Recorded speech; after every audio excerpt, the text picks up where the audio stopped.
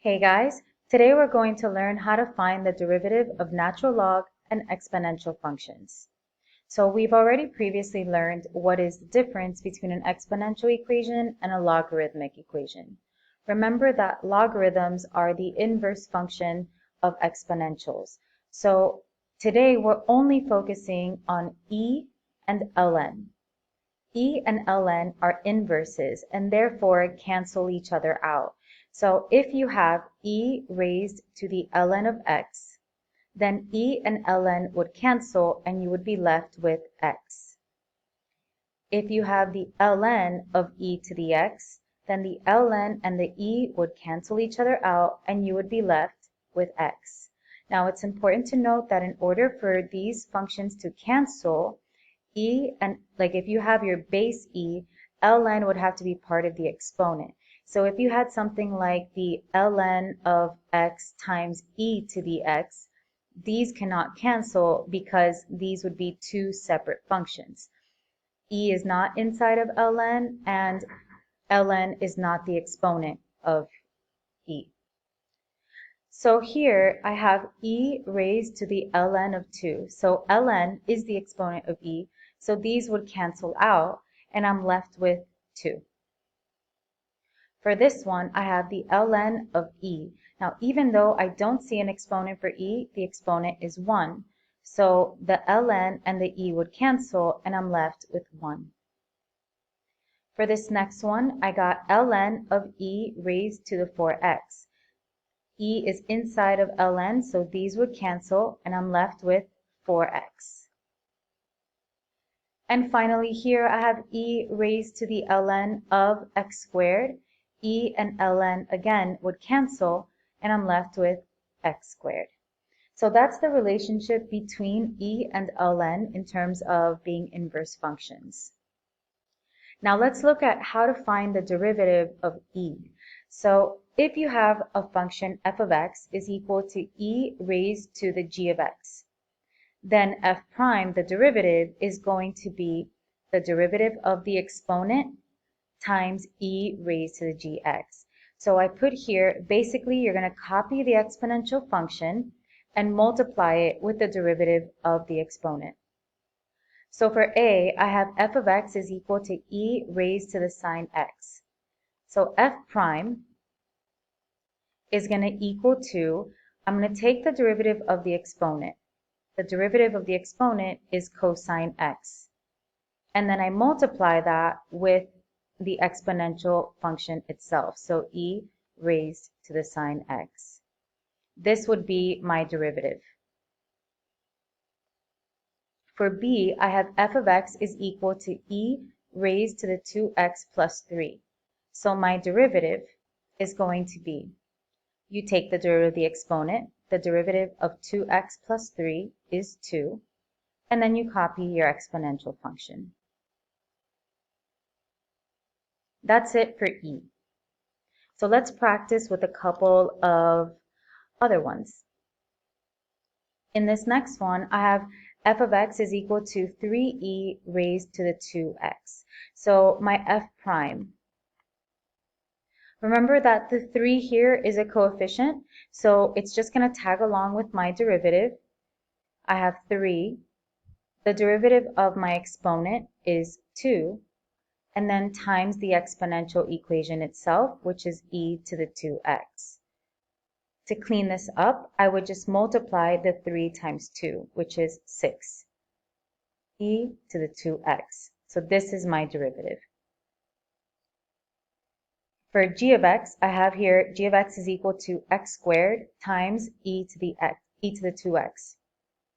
For this particular function, I'm going to have to use the product rule because we have two different functions multiplied together.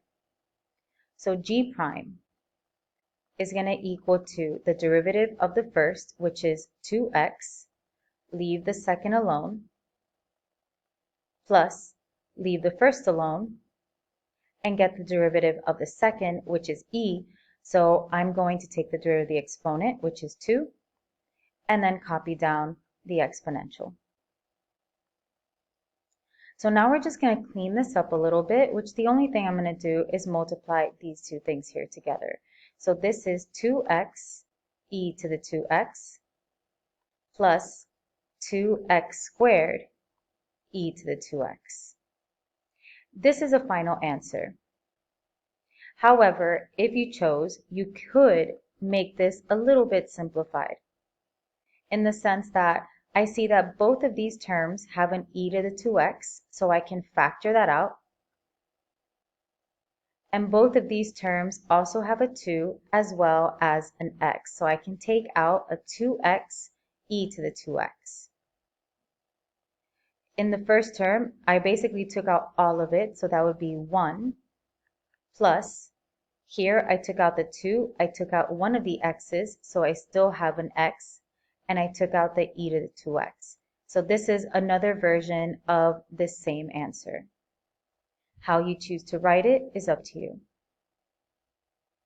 For C, I have y equals 2x plus 3 times e to the 3x. Again, here I have to use the product rule because we have the 2x plus 3 times e to the 3x. So the derivative of y, we write that as y prime is going to equal to, now the derivative of the first, which is 2, leave the second alone, plus, now we leave the first alone, times the derivative of the second, which is e, so the derivative of 3x is 3, and then e to the 3x. From here, you could choose to distribute this 3. So 2e to the 3x plus 6x plus 9, I'm going to keep that in parentheses, e to the 3x. Now what you can do from here, if you chose, this is my derivative. You can leave it like this, I don't mind. But if you wanted to factor out e to the 3x, you can, because both of these terms here have an e to the 3x. In this term, since I took this out already, I only have the 2 plus, and then I still have this left over, the 6x plus 9. So now I can write this as e to the 3x times 6x plus 11, because I combined these two like terms. So this is another version of the same answer. Finally, for D, I have h of x is equal to the square root of e to the 2x minus 6. Now again, I can't take the derivative when I have a square root. So this, I'm going to rewrite it as e raised to the 2x minus 6 raised to the 1/2. Now before you go on, you can use chain rule from here, right? Because we would have two layers. We have the derivative of the exponent here and then the derivative of the inside.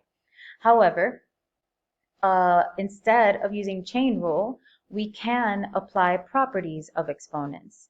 You know how if you have x squared raised to the 3rd, this is equal to x to the 6th, because we would take these exponents and multiply them together.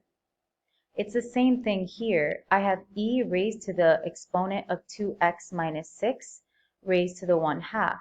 So what I can do is I can take this exponent and multiply it with this exponent, meaning I'm going to distribute this 1/2. So h of x could be rewritten as e, 2x times 1/2 is x, minus 1/2 times 6 is 3. So when I take my derivative, this is my function now, I don't have to use the chain rule. I just find the derivative of e to the x minus 3. The derivative of x minus 3 is 1 times e to the x minus 3, which really we don't ever need to write the 1, so this is equal to e raised to the x minus 3. So in this case, my derivative actually looks the same as my simplified function, and that happens sometimes with e.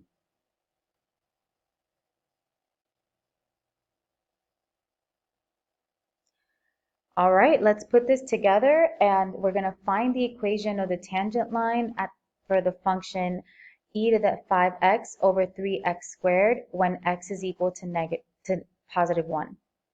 And note, this is a non-calculator question, meaning you are expected to do it without the use of a calculator. So that's why here it says leave your answer in terms of e.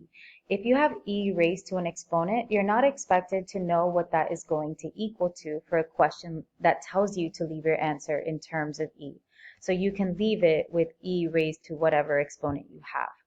So let's go ahead and get the two components that we need to write the equation of the line.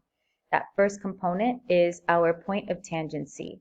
So I need to find f of 1, which is going to equal to e raised to the 5th times 1, right, because that's the x, over 3 times 1 squared. So this is e to the 5th over 3. So my point of tangency is 1 comma e to the 5th over 3. This is my x, and this is my y. Now let's take that derivative. For this function, I have no choice but to use the quotient rule. So let's do that. We have low 3x squared, d high, the derivative of the numerator, which is going to be the derivative of the exponent, so 5, and then copy e to the 5x, minus e to the 5x times the derivative of the denominator, which is 6x, all over the denominator squared. So since I'm going to plug in the 1, I'm not going to bother trying to simplify this or factor anything out. I'm just going to plug in the 1 and see what happens. So I get f prime of 1 is going to equal to 3 times 1 squared times 5 times e raised to the 5 times 1, so 5, minus e to the 5th times 6 times 1, which is 6, all over 3 times 1 squared, which is 1 squared.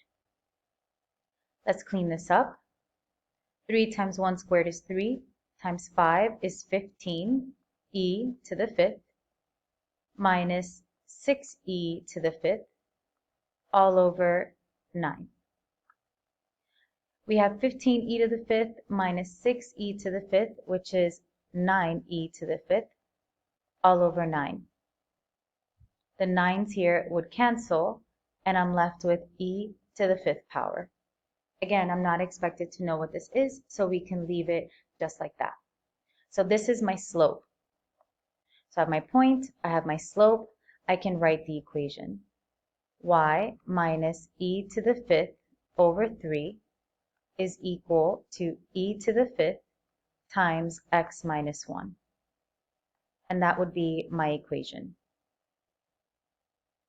Now we're going to get into finding the derivative of logarithmic functions, specifically ln functions. As a reminder, these are the rules that we learned before in our problem of the day, where we were looking at the properties of logarithms. We have the power rule, where the exponent becomes the coefficient of ln. If you have the ln of a function divided by something else, you can separate it into two ln functions that are subtracted. And if you have where they are being multiplied, then it's the ln of x plus the ln of y. And something else to remember is that the ln of 1 is equal to 0. So if you're ever trying to find, or if you're ever plugging in a number and you get ln of 1, you should automatically know that it equals to 0. Now, to find the derivative of natural log, let's say if you have f of x is equal to ln of g of x. Then the derivative of f prime, is going to be, you look at your ln function, you look at what's inside of ln, and you take its derivative, so be g prime over g of x, whatever was inside there. So my derivative for ln is not going to have ln anymore. So f prime of x, I look at the inside, which is x, the derivative of x is 1, and I'm going to put it over what's originally inside of ln, which is x. This is my derivative. For b, I have f of x is equal to ln of 3x squared plus 2x. So again, I look at the inside and I take that derivative. The derivative of 3x squared is 6x plus 2. And I put it over what originally was inside. So 3x squared plus 2x. Last one here, we have f of x is equal to the ln of sine x. So I'm going to take the derivative of sine. So f prime of x is going to equal to cosine x, and we put it over sine x. Now here you should know that cosine divided by sine, this is equal to cotangent x. So this would be my answer. Let's practice a few more. For f of x, I have the ln of cosine x. So I'm going to take that derivative. The derivative of cosine is negative sine, and we're going to put it over cosine. Sine over cosine, that's tangent, and it's negative, so my answer here would be negative tangent x. For this next one, we have this square root. So I'm going to first rewrite my function. This is the ln of 2x minus 4 raised to the 1/2. Now, according to the power rule of logarithmic functions, the exponent here, we can take it and move it to the front. So this is equal to 1/2 the ln of 2x minus 4.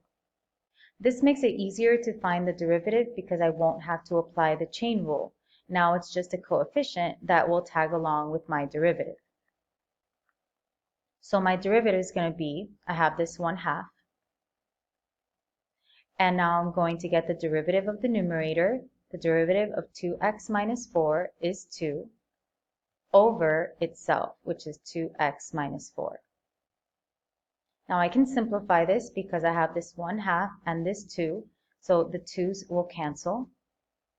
And I'm left with 1 in the numerator over 2x minus 4. And this would be my answer. For this next one, I have f of x is equal to the ln of x plus 5 over x minus 1. Now, if I were to try to find the derivative of what's inside of ln to put in the numerator, I would have to use quotient rule, which is going to be really annoying because then I would have this really long function in the numerator over itself, and it's going to take a really long time. So instead, I could apply the properties of ln for when you have a quotient, which when you have a quotient, you subtract the ln of the numerator with the ln of the denominator. So I'm going to rewrite my function here as the ln of x plus 5 minus the ln of x minus 1. And now I can take that derivative. The derivative of x plus 5 is 1, and I'm going to put it over x plus 5 minus the derivative of x minus 1 is 1 as well, and I'm going to put it over x minus 1. And this would be my answer, which is much easier to do than applying the quotient rule.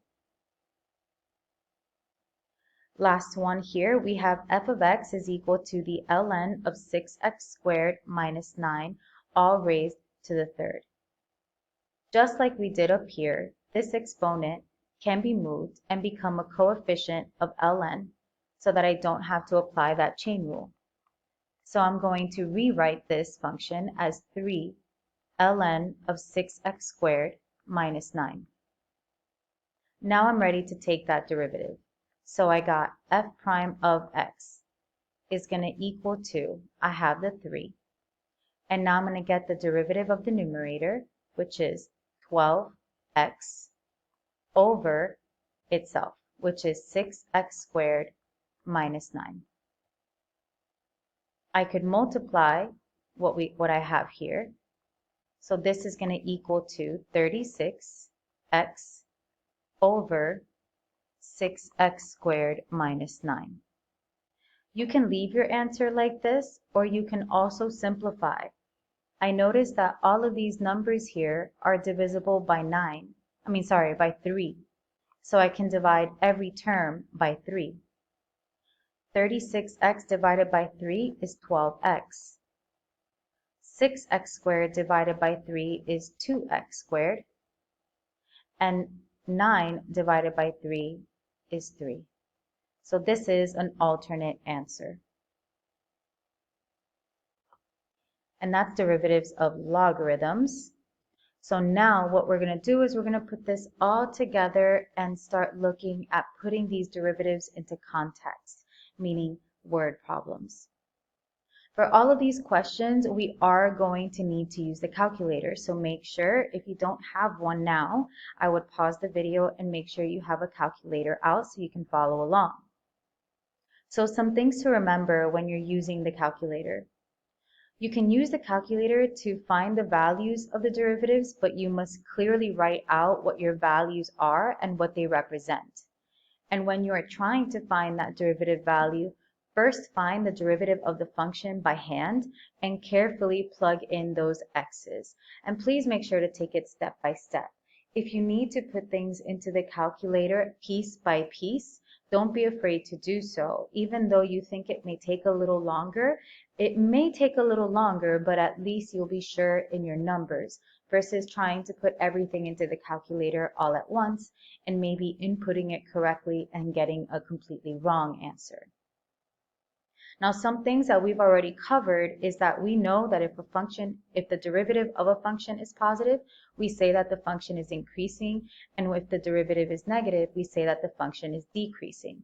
However, when it comes to word problems, we're going to be given most of the time units. So when we're speaking of quantities that are either increasing or decreasing, we're going to make sure to specify that they are increasing or decreasing at a certain rate. So for example, the function is increasing at a rate of, and I just use random units, 3 meters per second, or feet per minute, whatever the units that are given to you.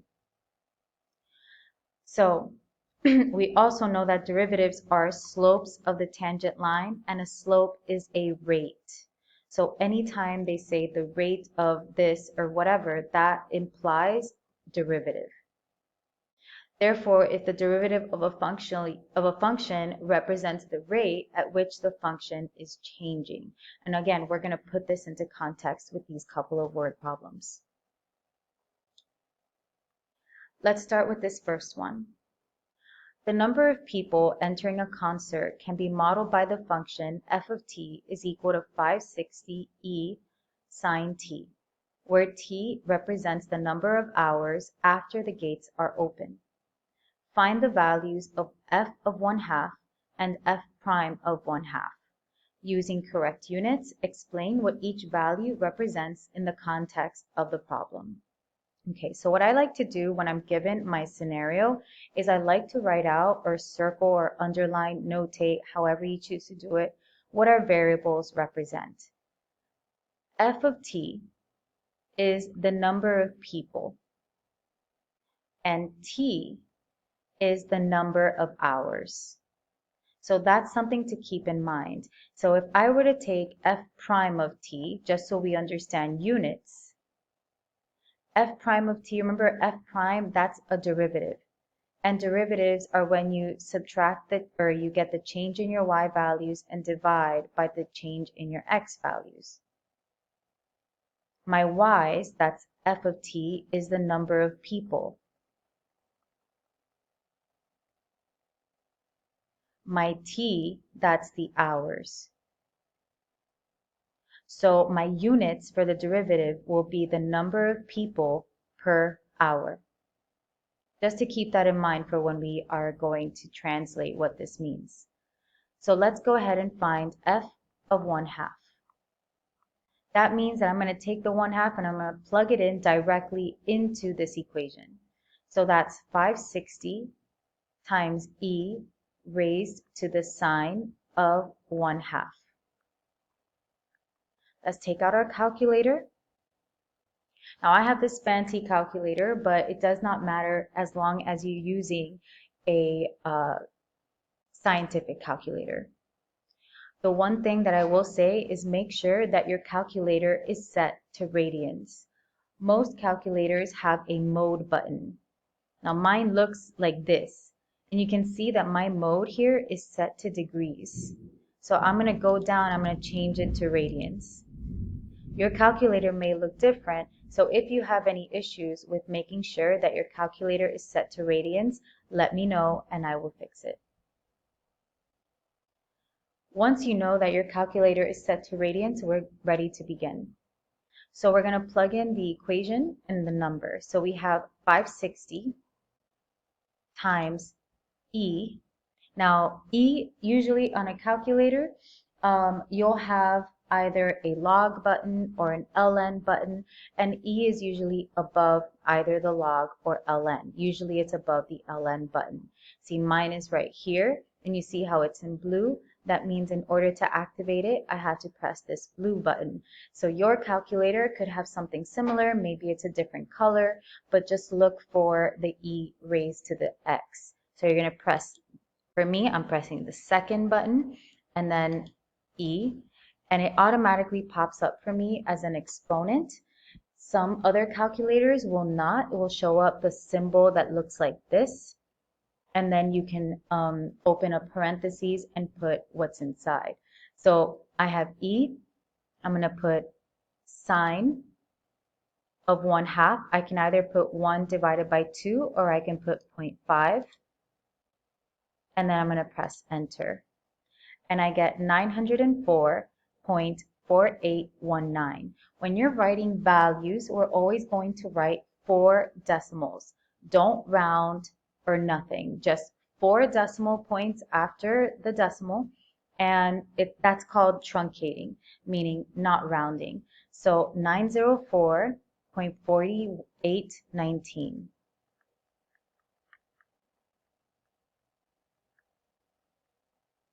Now let's do f prime of x so I can figure out what is f prime of 1/2. This is my coefficient, so it's just going to tag along. Now I'm going to get the derivative of sine, which is cosine of t, and then I copy my exponential equation. So this is my derivative, and now I am going to plug in 1/2 or 0.5. So that's 560 times the cosine of 1/2 times e raised to the sine of 1/2. So I'm going to put this into my calculator. 560 times cosine of 1/2. Now my calculator opens parentheses a lot, so I opened a parentheses to indicate I'm multiplying cosine, and then it automatically opens a parentheses for my cosine, so I'm going to close that and close this parentheses. And now I'm going to open another, and I'm going to put e, and then my exponent, which is sine of 0.5. And I get 793.7575.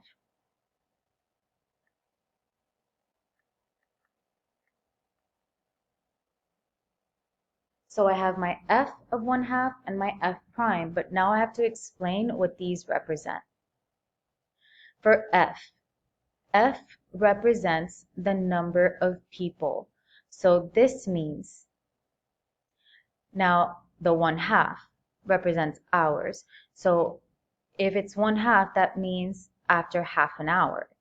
So after half an hour, there are, remembering that this represents the number of people, there are 904, and here I've already got my number, I've already stated my decimals. 904 represents the amount of people. We can't have 0.4819 people, so I'm going to say 904 people at the concert.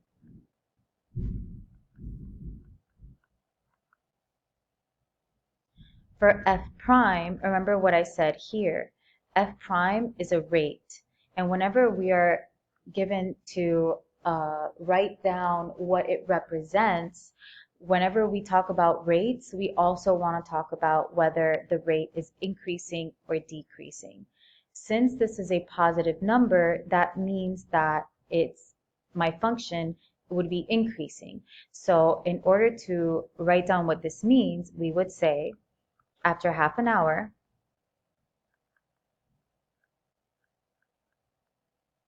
the rate, again, derivative indicates rate, that people are entering the concert, because that's what this is about, is increasing. And then now I'm going to specify what that rate is. At a rate of, and here's my number, 793.7575 people per hour. Because again, that's my units, people per hour. Let's look at this next one here. If 50 VIP goers were allowed into the venue before opening time, how many people were at the concert 2 hours after the gates were opened? Is the number of people entering increasing or decreasing at this time? And justify your answer. Okay, so we have a question and then we have a follow-up question. So let's see how we are going to answer this. The first question is, how many people were at the concert after 2 hours? I am here looking for the number of people, not the rate at which people are entering. So this means that I am going to figure out what is f of 2, because it tells me 2 hours, and remember that t represents hours. So I'm going to plug in 2 into my equation. So that's 560 e raised to the sine of 2. But that's not going to be all, because it tells me here that 50 VIP concert goers were allowed into the venue before opening time. So that means that before the gates were even open, there were 50 people that were already there. So if I want to know how many people are at the concert 2 hours after, I need to take into account those 50 people. So after I get this number, I am also going to add 50. So let's go ahead and get that answer. I'm going to go back to my calculator now. I'm going to put 560 e raised to the sine of 2. And I get 1,390.2435.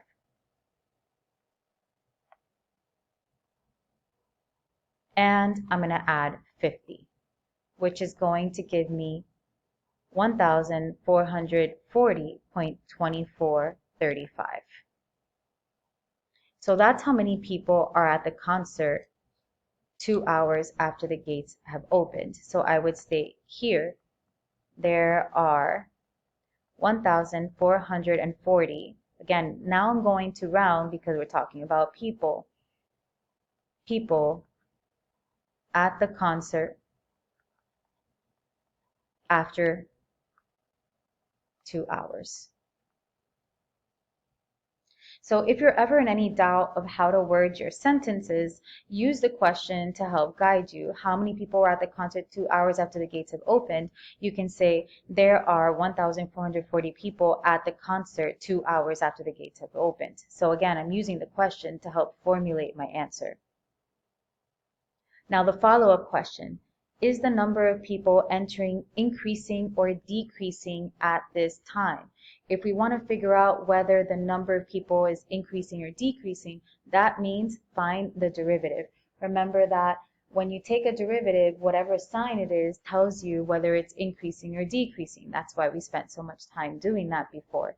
So we are going to take my derivative and plug in the 2.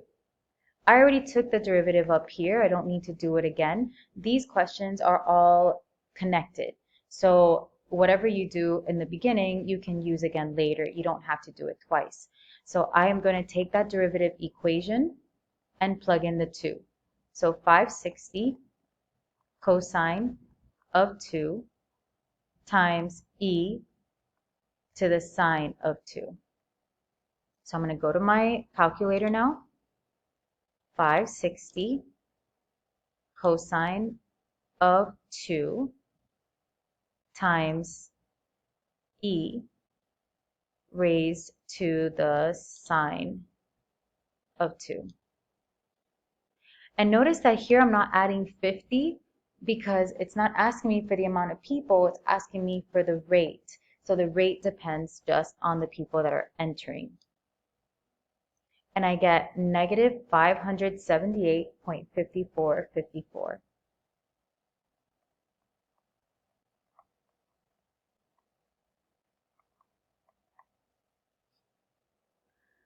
So now to answer this question, because we got a derivative that is negative, that means the number of people entering the concert is decreasing.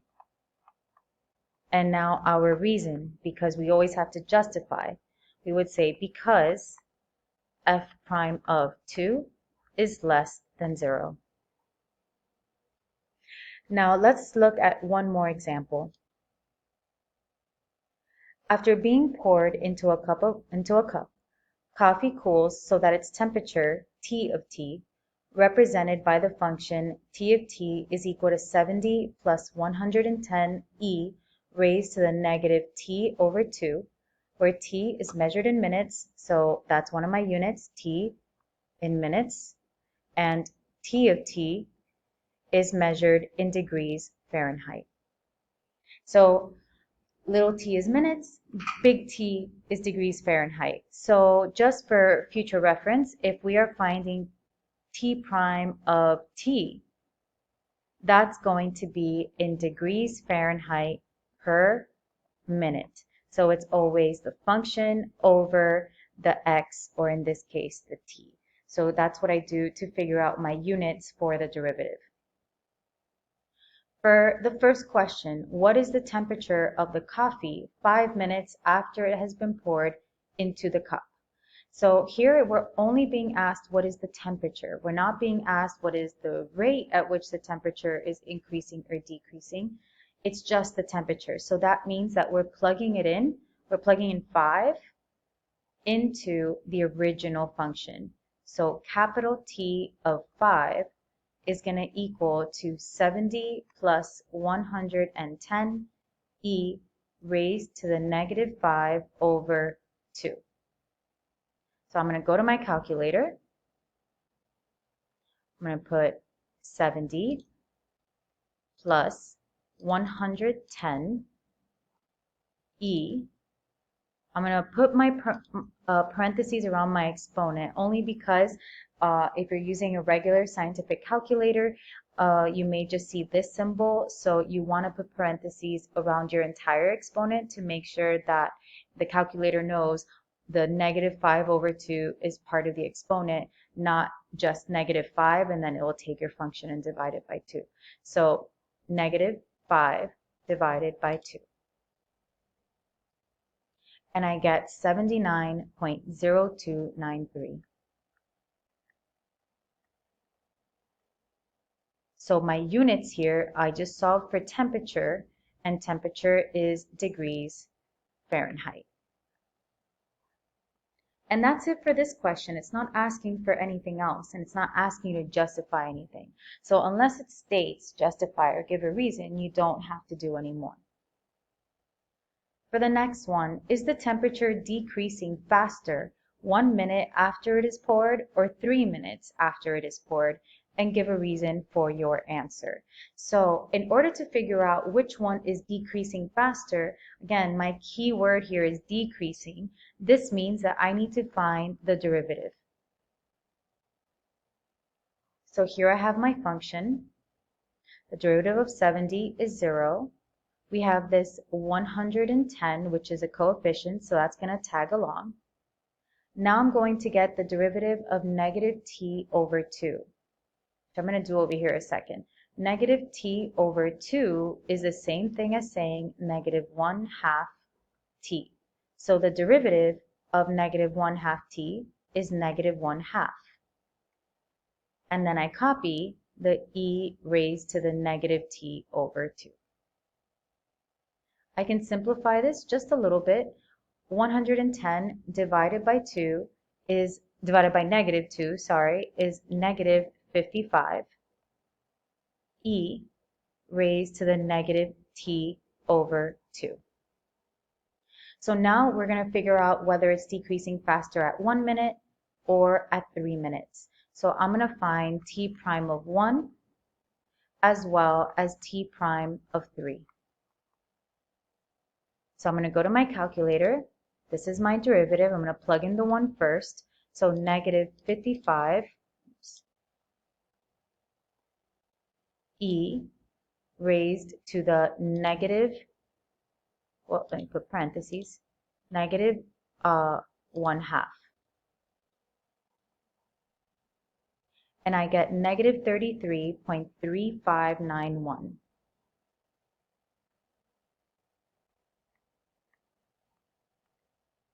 Now we're going to find t prime of 3.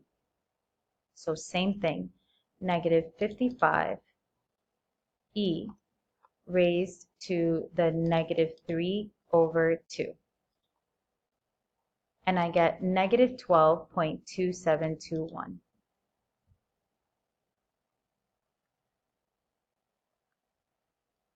So which one is decreasing faster will depend on the actual number. You see how this is a much faster rate than this one because this is 33 versus this is negative 12. So we would say here that the temperature is decreasing faster at 1 minute, and the reason is because t prime of 1 is less than t prime of 3. And what I mean by that is that t prime of 1 is more negative than t prime of 3. Like the actual number is bigger. And since the actual number is bigger, that means that the slope is steeper, so it's going to be decreasing at a much faster rate. And that's our lesson.